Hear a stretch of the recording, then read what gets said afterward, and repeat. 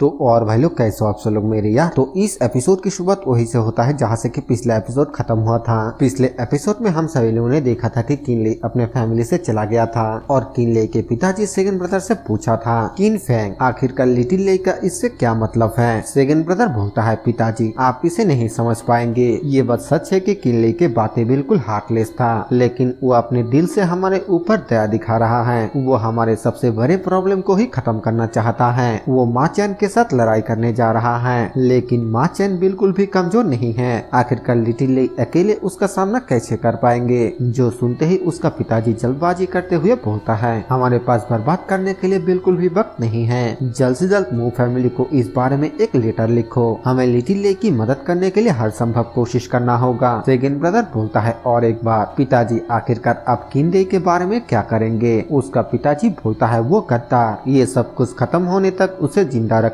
और फिर लिटिल ले को अपने हाथों से उसे सजा देने दो। इसके बाद यहाँ से सीन चेंज होकर हमें बिशुई विलेज का सीन दिखाया जाता है, जहाँ पर कि माँ चैन मिस्टर चू के ऊपर चिल्लाते हुए बोलता है तुम एक आसान काम भी पूरा नहीं कर सकते हो और फिर भी तुम्हारे पास वापस आने का हिम्मत है। मिस्टर चू बोलता है विलेज मास्टर मेरा ओपोनेंट डानियांग रियलम का कल्टिवेटर था। ये कोई ऐसी चीज नहीं है जिसे बहुत सारे लोगों के साथ हल किया जा सकता है। माँ चैन अपने हाथों पर स्पिरिचुअल एनर्जी गैदर करते हुए बोलता है जू रुई तुम कई सालों से मेरे आर्मी का एडवाइजर रहे हो और मेरा बिशुई विलेज फोर्थ प्रिंस के वंश से हैं, क्योंकि तुमने बिशुई विलेज के लिए बहुत ही कड़ी मेहनत किया है। इसीलिए अगर किसी दिन फोर्थ प्रिंस सिंहासन पर चढ़ जाता है तो फिर मैं तुम्हारे लिए एक बहुत ही अच्छा कवर बनाऊंगा। ये बोलने के बाद माँ चैन अपना हाथ जूरुई के साथी के आर पार कर देता है और उसके अंदर से उसके कल्टिवेशन कोर को बाहर निकाल लेता है और फिर उसे देखते हुए बोलता है मैं सिर्फ रिजल्ट्स को देखता हूँ, प्रोसेस को नहीं। जूरुई जिसे बिशुई विलेज में सबसे बुद्धिमान इंसान माना जाता था, अचानक एक हादसे के वजह से उसका मौत हो गया। इसके अलावा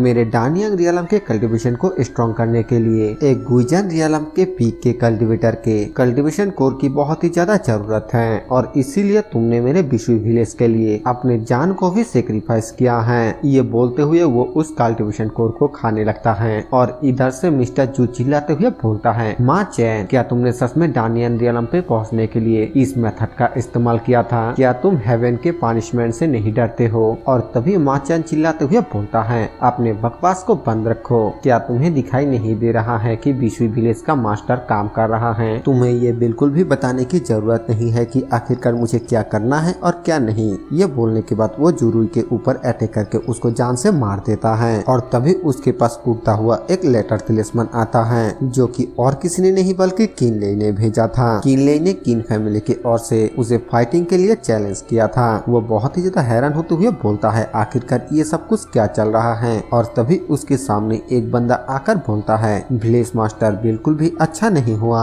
किन फैमिली के 13वें बेटे के साथ आपके डुएल के रूमर पूरे शांगइवान शहर में फैल रहा है। माँ चैन उस बंदे से पूछता है रूमर क्या तुम्हें इसका सोर्स मिला, क्या तुम्हें इसके बारे में कुछ पता चला कि आखिरकार ये अफवाह कौन फैला रहा है। वो बंदा बोलता है विलेज मास्टर इसे मू फैमिली के द्वारा फैलाया गया था। माँ चैन बोलता है ये तो बहुत ही ज्यादा इंटरेस्टिंग बात है। वो जंग में जीत नहीं सकता है इसीलिए वो किसी को बलि का बकरा बनाना चाहता है। तो फिर ठीक है हमें भी उन्हें इसका जवाब देना चाहिए और मू सुई फैंग को हार का स्वाद चखाना चाहिए। चलो इस अपॉर्चुनिटी का फायदा उठाकर सभी को बिशुई गैंग की असली ताकत को दिखाया जाए। इसके बाद हमें बताया जाता है कि माँ चैन से लड़ने के लिए किनले का इन्विटेशन अब शांगइवान शहर के साथ साथ पूरे दुनिया भर में फैल गया है, क्योंकि उसने बैटल में माँ चैन को डुएल के लिए चैलेंज किया था। इसीलिए नॉर्मली उसे किसी भी चीज के लिए तैयार रहना था। सबसे पहले किनले अपने ब्लैक मार्केट में वापस आया और अपने सभी सपोर्टर्स के लिए कई मामलों का इंतजाम किया। फिर वो मेडिकल हार्ट में गया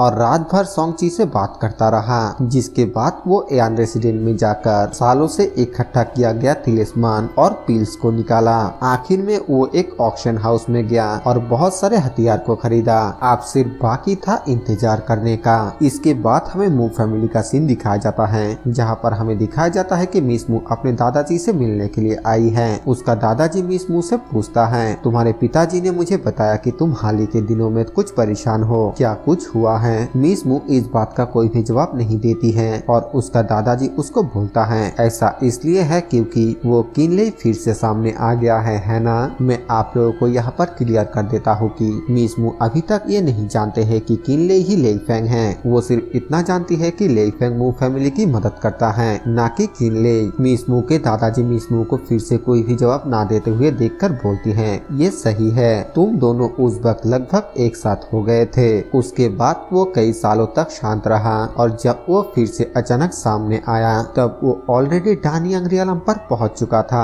तो ये तो बिल्कुल आम सा बात है कि तुम्हारे लिए आराम से रहना बहुत ही ज्यादा मुश्किल है। मीसमू बोलती है, हाँ बिल्कुल, ये बिल्कुल वैसा ही है जैसा आपने कहा। उसका दादाजी बोलता है, इवरान, किसी भी ट्रेडिंग में अपने मन को शांत रखना बहुत ही ज्यादा जरूरी होता है। मैंने सुना था कि जब उसने घर छोड़ा था तब उसका हालत काफी ज्यादा खराब था। तो फिर तुम इसके बारे में कैसे जान सकते हो कि इन सालों में उसका जिंदगी कैसा बीता होगा? वो इतने सालों तक छुपा रहा है। इसका तो सिर्फ एक ही मतलब निकलता है कि उसका भी कोई अपना मजबूरी है। मेरे हिसाब से ये हो सकता है कि उसे तुम्हारे सामने आने में शर्म आता हो, क्योंकि उस वक्त उसने तुमसे शादी करने से इनकार कर दिया था। लेकिन इतने सालों के बाद तुम ऐसे नहीं हो जैसे कि तुम पहले थे, तो इसीलिए अब तुम्हें उसे माफ कर देना चाहिए। मीसमू अपने दादाजी को कुछ बोलने की कोशिश करती है, लेकिन उसका दादाजी उसे रोकते हुए बोलता है, इवरान, किनले ने इस बार माचन को प्रोवोक किया,